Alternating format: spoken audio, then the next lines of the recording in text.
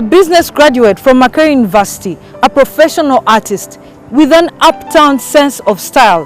He's traveled nations. If not in Berlin, he's in Uganda. But surprisingly, he chooses to reside in one of Kampala's most popular slums, Katanga Slum. So for this week's Slum Report, we sought to find out why, of all places, Katanga Slum. The leading lights of Mr. Chisitu's story are his neighbors like Mr. Sekabira. Once upon a time, he was something else. Now a brickmaker and landlord in Katanga, he sees his life differently. Katanga is one of the places where I came to identify young people who are doing things that are often despised, like brickmaking, car washing, recycling. And some of these people didn't study much, but I was inspired by how they were able to live a responsible life while earning so little.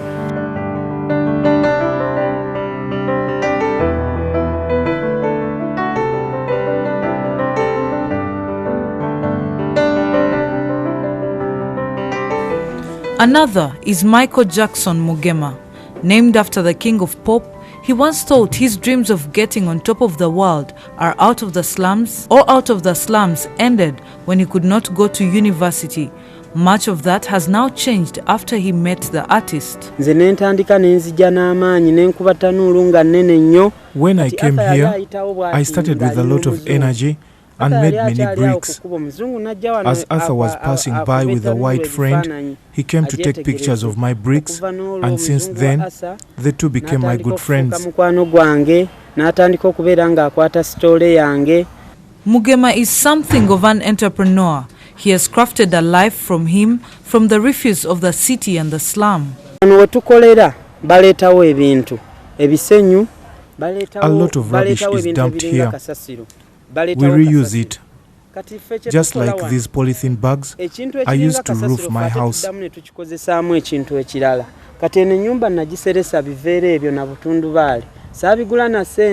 It is from these activities that Mugema is able to take care of his wife and kids. We also use the dumped soil to make bricks.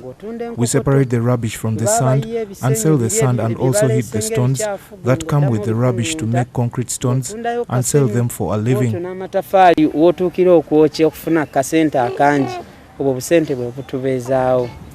From his first batch of bricks, Mugema was able to construct a humble shelter where he resides with his dependents.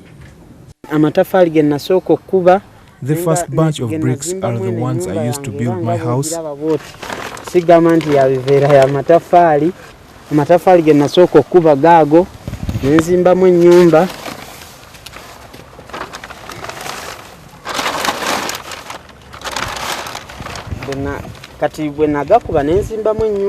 Then I brought my wife and we started our life here.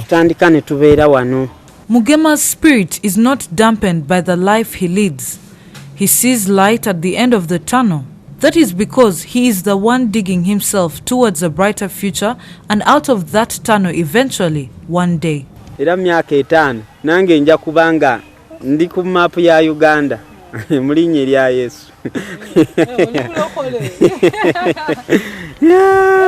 Mugema says he has a great singing potential too. He looks up to Ronald Mayinja and Dr. Jose Chameleon as his role models. I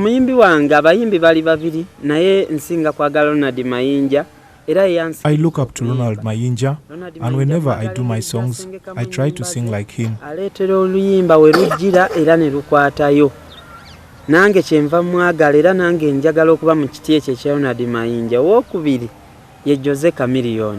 The other artist I love is Dr. Jose Chameleon. He believes that in the near future, he will be East Africa's singing sensation. Perhaps he will. Like many of the people we have met during this Slum Report, the future is literally in their hands.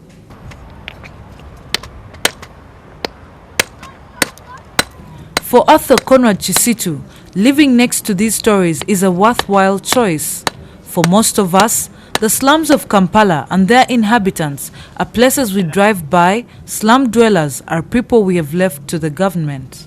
I know that the West has been donating to Africa for many years with the assumption that Africans are helpless. But I think we need a new mindset going forward.